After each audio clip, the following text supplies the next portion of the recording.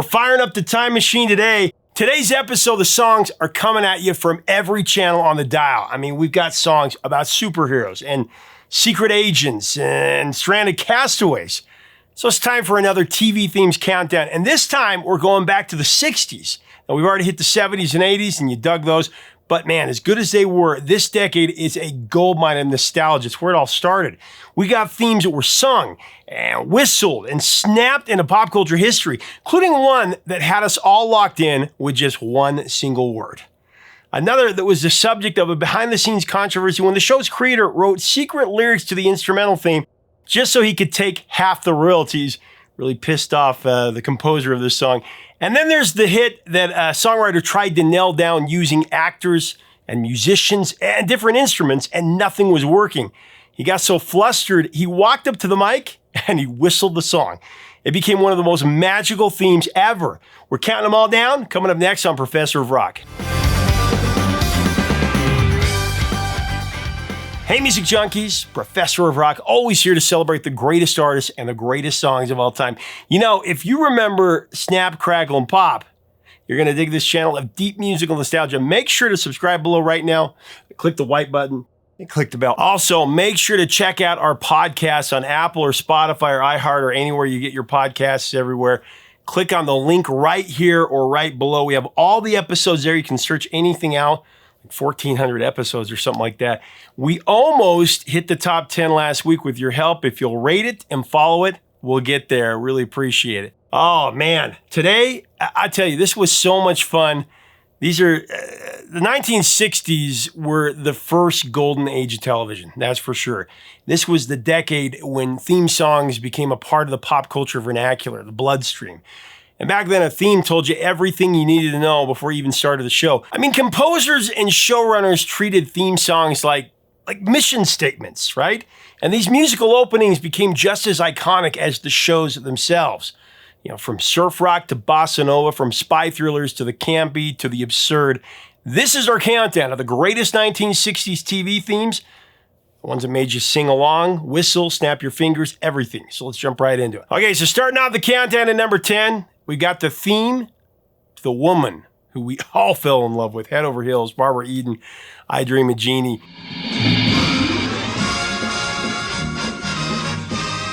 This theme song was playful and full of mischief, really, just like the genie it introduced, or at least the version that's familiar to most of us. I'll get to that in just a minute.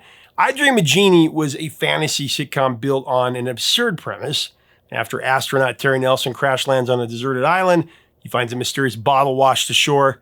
Inside is Jeannie, a 2,000-year-old genie who immediately declares Tony her new master. Not your average everyday genie, but a beautiful genie. Now, from there, the show became a swirl of slapstick and magical mayhem, right? As Tony tried to keep his life as a NASA officer on track while Jeannie blinked in and out of control. I Dream of Jeannie was created by Sidney Sheldon as NBC's answer to the runaway success of Bewitched on ABC.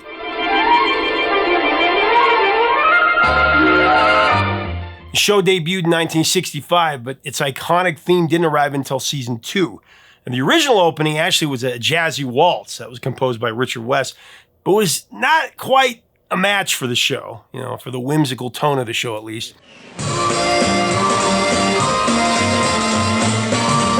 Sheldon eventually scrapped it and he turned to composer Hugo Montenegro, also lyricist Buddy Kaye, who delivered the bossa nova-inspired Jeannie theme that we all love to this day.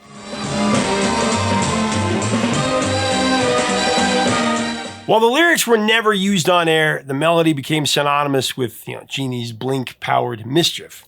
Interestingly, Jerry Goffin and Carole King had submitted an unused theme before the show even launched. Also, in early episodes, there was an expository voiceover by Paul Frees that accompanied the live-action opening.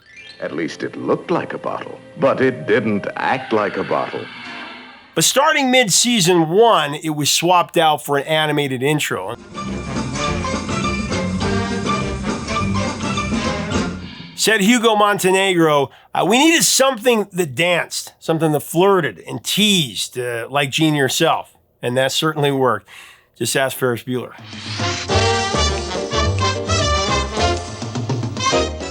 Montenegro's updated theme was crafted with character in mind, had bongos and flutes and jazzy organ flourishes, danced through the credits like a musical cartoon. Even without lyrics, it told you everything you needed to know before you even started the show. All right, heading into the number 9 slot, I've got the theme with the most iconic snaps in television history. You already know it before I say it. Talking about the Addams Family, of course. With just 2 snaps, you knew exactly where you were.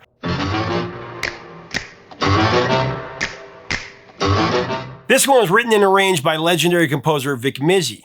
Now, the 1964 theme, it was perfectly off-kilter, just like the family introduced. They're creepy and they're kooky. He wrote that, and in under 30 seconds, you were all in. They're creepy and they're kooky, mysterious and spooky. The Addams Family brought Charles Addams' darkly whimsical New Yorker cartoons to life. Followed a delightfully morbid family who embraced the macabre with enthusiasm and saw the rest of the world as strange. The show flipped suburban sitcom norms on their heads back then.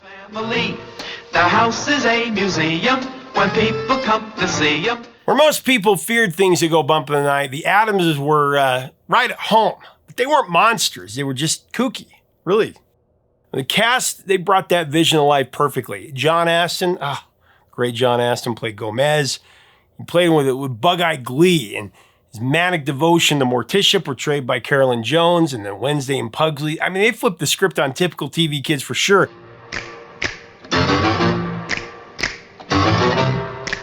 The supporting cast was just as iconic. Lurch and Uncle Fester and Thing, the disembodied hand with a flair for dramatic timing.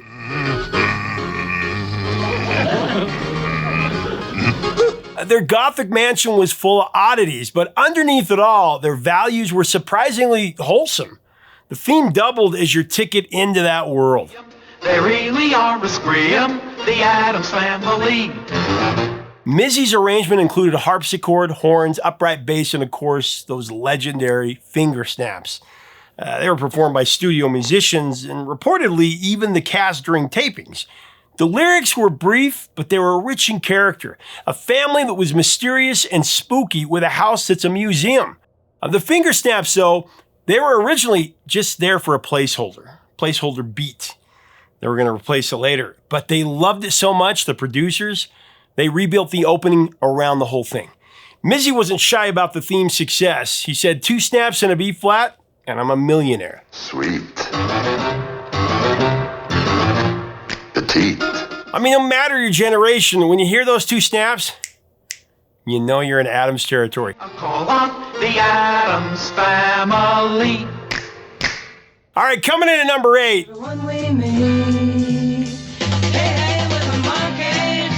This unforgettable theme wasn't subtle, and it really wasn't meant to be. Written by songwriting legends Tommy Boyce and Bobby Hart, the Monkees theme was a power pop jingle with enough hooks to bait a stadium full of teens. People say we monkey around, but we're too busy singing. As Tommy Boyce recounted, saying, we knew we had to say who they were and what the show was in the first 30 seconds, and it did it with flair. Here we come, walk down the street. Debuting in 1966, the Monkees, they were American TV's answer to Beatlemania. Billed as a comedy about a struggling rock band, it followed 4 lovable misfits, Davy Jones, Mickey Dolenz, Michael Nesmith, and Peter Tork, who lived together in a groovy beach pad. And they, of course, got tangled up in ridiculous adventures. The show is part sitcom, part music video, all chaos.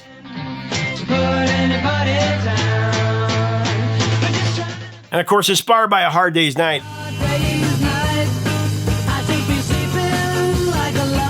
The cast was chosen more for their personality than their musicianship. But that changed. Mickey Dolenz once joked, I was hired to play the drummer. I didn't know I'd have to be the drummer. Over time, the guys took control of their music and they played their own instruments. And they even wrote their own songs. But early on, it was the studio pros doing the heavy lifting.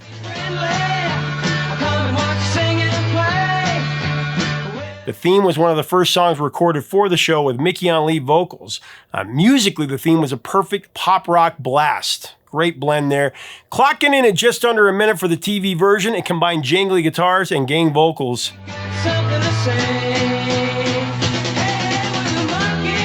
The full version appeared on their debut album and charted internationally. It's chant like chorus, hey, hey, we're the Monkees. That was branding brilliance. They didn't hide that the band was manufactured. They actually embraced it. It became one of the most iconic intros of the decade. And here's what Bobby Hart told me about it. Why didn't they release that as a single? Well, same thing with I Want to Be Free. As soon as that went on TV on one of the episodes, disc jockeys around the country started playing I Want to Be Free like a single. And it could have been top 10 for sure, it would have been. I want to be free. But Donnie's thought was, why should we give that away for 99 cents when we can force them to buy the album? Yeah. Great thinking, for sure. Yeah. Not that kind of thinking going on now with free music and Spotify and all that kind of stuff. I know. You guys were using this music, though, in a very cool way where you were kind of sneaking out some messages in there. We're the young generation. We got something to say. Generation, and we've got something to say. All right, coming in at number 7, I've got the very eerie Star Trek theme, composed by Alexander Courage for this 1966 series.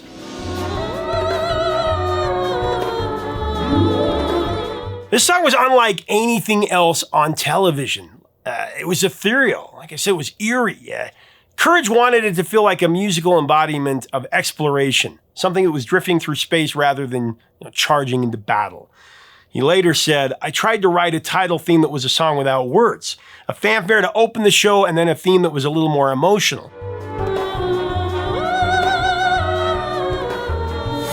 Now, premiering, like I said, in 1966, Star Trek wasn't an immediate rating success. It took a little while to catch on, but it quickly built a devoted following.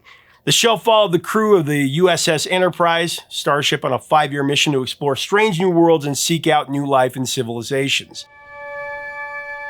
These are the voyages of the starship Enterprise. Led by William Shatner's Captain James T. Kirk and, of course, Leonard Nimoy's Mr. Spock. Captain, I see no reason to stand here and be insulted. The Enterprise crew tackled alien threats and moral dilemmas. It was science fiction with a conscience. Courage's theme music promised adventure rather than the conquest, though. Space, the final frontier. But behind the scenes, a controversy was brewing. Get this. Unbeknownst to Alexander Courage, Star Trek creator Gene Roddenberry had secretly written the lyrics to the theme, not because he wanted them sung. In fact, he knew that they wouldn't be used, but he did it so that he could claim half the royalties as a co-writer. It's a dirty trick. The lyrics, they were really clunky. Beyond the rim of the starlight, my love is wandering in starflight. Courage was blindsided, and he called it a very cheap trick. But under union rules, Roddenberry got the credit and half the money for a melody that he never touched. But then there was the narration, William Shatner's now iconic monologue. Its 5-year mission, to explore strange new worlds. That wasn't part of Courage's original score. It was recorded separately and laid over the music in post. Now, for most fans, it's become inseparable from the music. Together, the visuals, the narration, and Star Trek theme form one of the most powerful opening sequences in TV history. New civilizations. To boldly go where no man has gone before. Decades later, Courage's composition continues to endure. It's been reorchestrated and reinvented in nearly every Star Trek series and film since then, with composers like James Horner and Michael Giacchino paying tribute to that first voyage.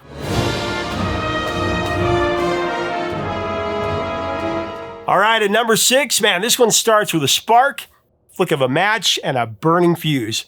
Of course, I'm talking about the Mission Impossible theme, written by Argentine-American composer Lalo Schifrin.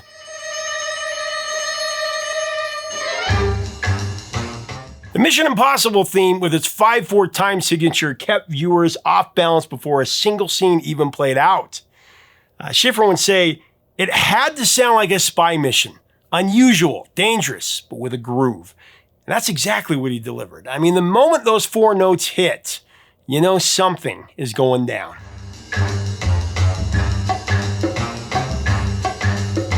Running from 1966 to 1973, Mission Impossible followed its Impossible Missions Force, or IMF, a covert government team assigned to topple dictators and sabotage international threats. Each episode began with a legendary cold open briefing, a reel-to-reel tape laying out the assignment, followed by the ominous warning that the message was self-destruct. Any knowledge of your actions. This tape will self-destruct in 5 seconds. Every detail, every movement, every second mattered. Actually, in a 2016 interview with the Television Academy Foundation, Schifrin said he hadn't even seen a script for the show when he was asked to write the theme. He said, "I didn't have a clue what it was about, but I realized there was a lot of suspense. And amazingly, the song only took him 3 minutes to write." That's incredible.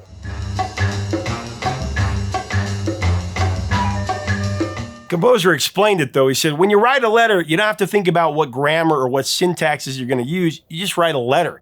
And that's the way it came, just like that.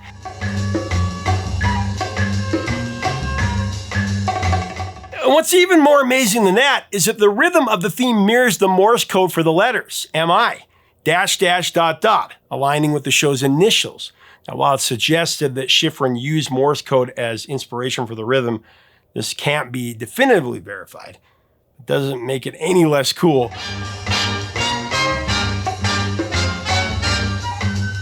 Listening to Schifrin's theme made it feel like you were right there on the mission, and it gave the series its iconic identity. The music, it had to tell the audience, don't blink, you might miss something. Let's just say that that intro had our full attention.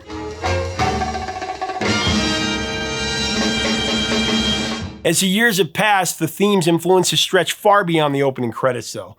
When Mission Impossible was reborn on the big screen, Schifrin's music was too iconic to replace. It was rearranged by U2's Adam Clayton and Larry Mullen Jr. in 1996, and the theme actually charted in the top 10, proving it lost none of its power.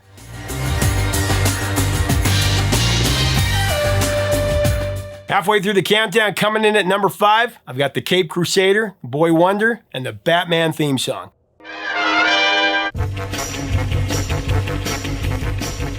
No doubt, this is one of the most instantly recognizable pieces of television music ever recorded, and it's just one word, repeated over and over again: Batman.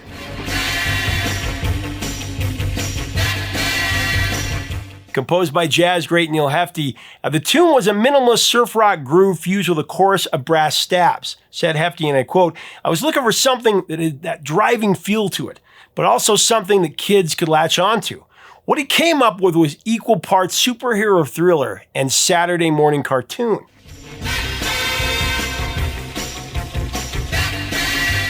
Kicking off in 1966 as well, Batman was unlike anything TV had seen before. It was a comic book come to life, packed with outlandish villains and over-the-top action. Crime fighters must eat, and especially you. You're a growing boy and you need your nutrition. I mean, each arc spanned 2 episodes, ending with a cliffhanger so absurd it bordered on parody.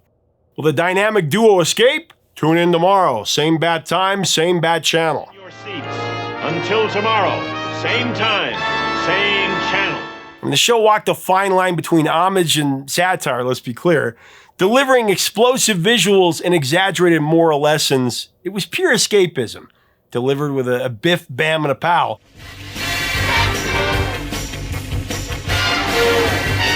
But Hefti's recording process made the theme even more radical. I mean, he layered multiple voices, tenor and soprano, in harmony, all belting Batman in unison. And then those famous na-na-na-na-na riffs, those weren't horns at all, but a tight combo of guitar licks, low saxophones, and bass trombones.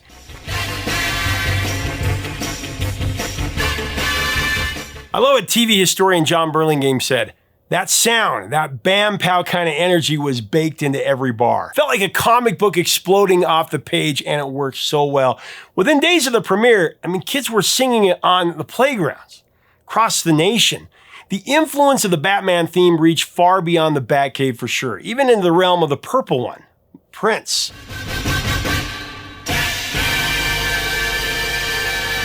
Actually, during an interview with Oprah Winfrey, Prince revealed that the very first song he taught himself to play was the Batman theme from the 1960s TV series. Yeah. He actually proved it on the spot by playing it on piano, saying it left a lasting mark on his musical journey. Of course, decades later, after that first piano lesson, ironically, came full circle when he composed and performed the soundtrack for Tim Burton's 1989 Batman film, including the #1 hit Bat Dance, which definitely took from the song.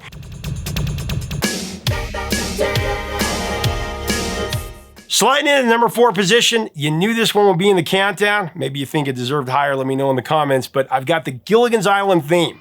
Just sit right back and you'll hear a tale of a fateful trip. Just sit right back and you'll hear it tell. I mean, that cheerful opening line launched millions of reruns and lodged itself in the collective pop culture brain for decades.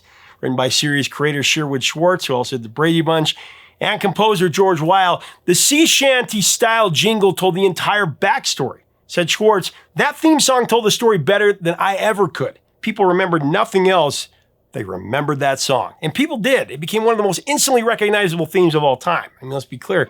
5 passengers set sail that day for a 3-hour tour. But what you may not know is that this wasn't the original plan. The show's pilot, that was titled Marooned, had a completely different tone. Filmed in 1963, but it wasn't released until, I believe, the early 90s. The pilot's theme was a calypso-style track that was written by film composer John Williams. The John Williams. He's actually credited as Johnny Williams. In tropical sea is a tropic port. But it wasn't used for one key reason. It didn't explain the premise. Viewers didn't understand who the characters were, why they were on the island, or what the show was even about. Schwartz realized it needed a musical intro that doubled as exposition. So he scrapped the John Williams theme, he wrote new lyrics, and brought in composer George Weil to create a sea shanty-style theme that explained the backstory so that people would get into the show. When Gilligan's Island premiered in 1964, it leaned all the way into its absurdity.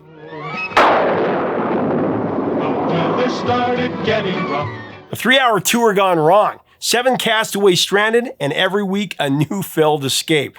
The cast, of course, was as colorful as the setting. Bob Denver's Gilligan was the clumsy optimist. Alan Hale Jr. was the skipper.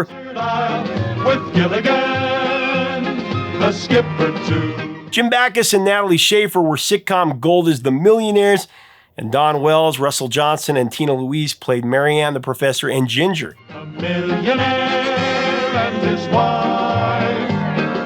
But not all of them made it into the song, at least not at first. Season 1 ended with the line, "and the rest." It cut out the Professor and Marianne entirely. But Bob Denver, he wasn't having it. He actually told producers he would leverage a clause in his contract that allowed him to choose his billing position. He threatened to move his own credit to the end of the sequence if Johnson and Wells weren't included. The move, it would have been significant, given that he portrayed the title character. Now, faced with the ultimatum, the producers revised the theme song for the second season, explicitly naming the Professor and Marianne. Hey, chalk one up for the Professor. Here on Gilligan Time. Well, we've made it all the way to number 3, and for this one, I've got Beverly Hillbillies theme. Movie stars. The Beverly Hillbillies. This one starts with a banjo twang and a tale as old as the American dream. Only this one's got a shotgun and a truck full of kin headed for Hollywood. And listen to my story about a man named Jed. A poor mountaineer barely kept his family fed. The Beverly Hillbillies theme song, it's pure narrative gold. Perfection. A full backstory packed into a folksy country ballad. Now, written by show creator Paul Henning and performed by bluegrass legends Flatt and Scruggs, the Ballad of Jed Clampett just perfectly set up the show. As Henning put it, the theme song, it had to explain everything, and it still had to be catchy enough that people wouldn't skip it. And then one day he was shooting at some food, and up through the ground come a bubbling. The Beverly Hillbillies was a fish-out-of-water sitcom that turned Culture Clash into must-see TV before there was must-see TV. It followed Jed Clampett, a humble mountain man who strikes oil while hunting on his land, and is suddenly a millionaire and moves his family from the Ozarks to California. Beverly Hills, that is. The humor came from the friction between old-world country values and the ridiculous excess of high society. It was simple for sure, but it was effective. And the cast brought those characters to life with impeccable comic timing. Be a dang fool, leave all this. As for the theme song, it was a bluegrass masterpiece. Crude oil, that is, black gold, Texas tea. Lester Flatt sang it straight while Earl Scruggs unleashed one of the most iconic banjo riffs in television history. It had such a strong hook that it actually placed on the Hot 100 in '63, reaching number 44. Well, the first thing you know, old Jed's a millionaire, the kinfolk said. Now, originally, Henning considered an instrumental theme, but without lyrics, the premise seemed too far-fetched to follow, so he wrote the words himself, modeled after old Appalachian folk ballads. He said, "We didn't want people wondering what the show was about. We wanted them to know who these people were before the first scene even started. Now, the result was very effective. It never changed across the show's 9-season run. The theme became such a cultural fixture that Buddy Ebsen, aka Jed, recalled fans singing it to him at grocery stores and airports.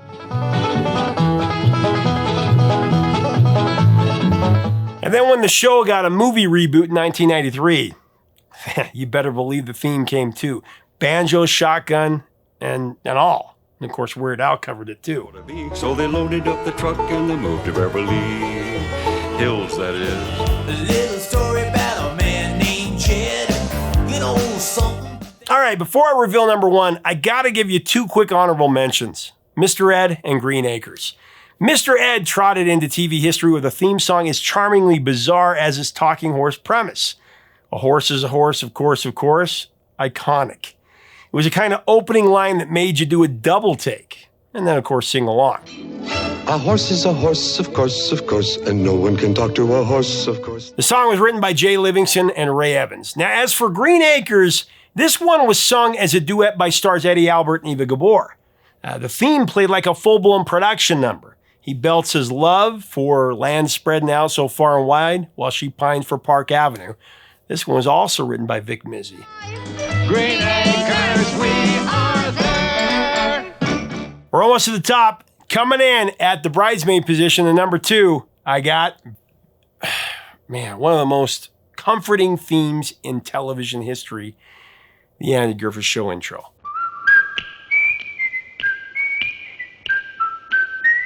This one was composed by Earl Hagen and Herbert Spencer. Now, Hagen was already an accomplished Hollywood composer and songwriter. He actually would create the themes for TV shows like The Dick Van Dyke Show, I Spy, and The Mod Squad later. The Dick Van Dyke Show, starring Dick. And he and Spencer nailed it on the head with this one. I mean, the Andy Griffith Show's familiar whistle, that conjures up black and white images, front porches, and fishing poles, and a town where things move really slowly, but lives in all of our hearts. In fact, this was actually officially titled The Fishing Hole at first. The Andy Griffith Show premiered in 1960 and was a small-town antidote to the stress of modern life. The Andy Griffith Show, starring... Of course, set in the fictional town of Mayberry, North Carolina, the show followed Sheriff Andy Taylor, a widowed father raising his son Opie, while keeping the peace in a place that, let's be honest, rarely needed much law enforcement, right? Test. Now here, hold this end and I'll show you. Oh, do I have to, Andy? It looks like. The stories were so heartfelt and the tone was warm.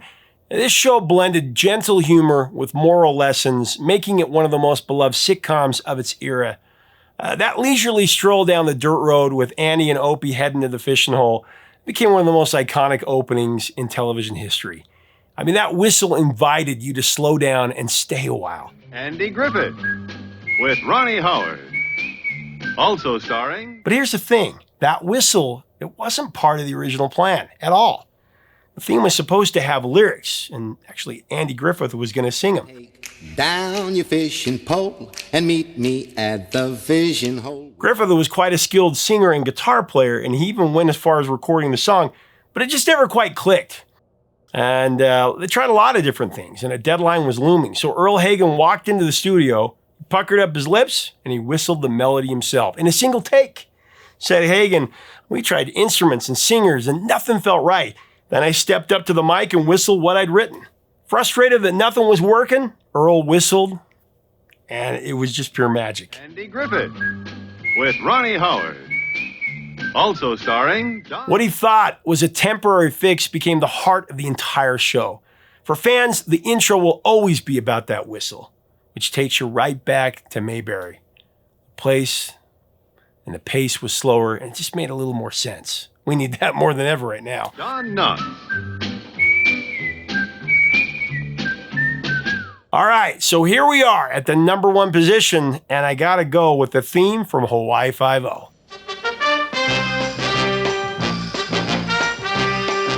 From the very first drum roll, this one hits like a wave, crashing in with brass and surf guitar. Oh, it just kills.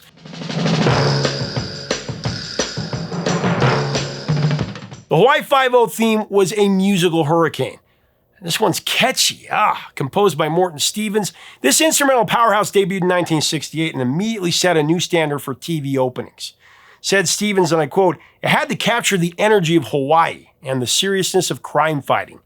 Man, he succeeded with flying colors, with a big band meets surf rock anthem that packs cinematic power.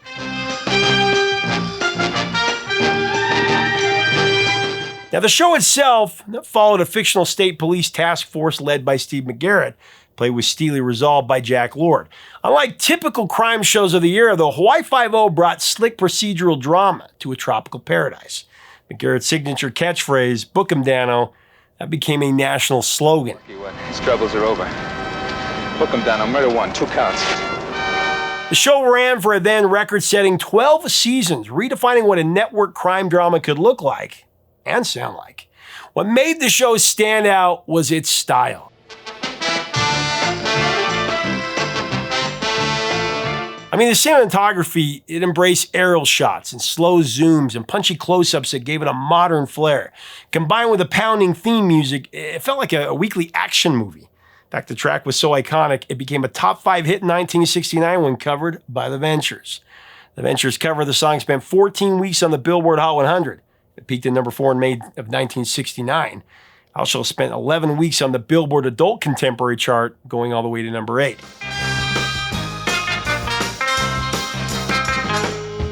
Now, according to The Ventures guitarist Don Wilson, he said it was a kind of song that made you want to stand up and salute. And several famous drummers point to the song as the one that made them want to play in the first place. Of course, his cultural reach went far beyond the show. Marching bands, they adopted the theme across the country, and it became a staple at sporting events. I mean, it's been sampled and spoofed and covered for decades.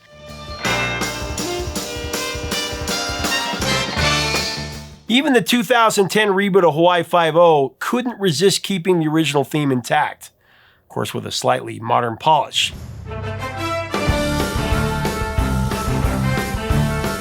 The music was just too tied to the brand to ever let it go. And that's my number 1.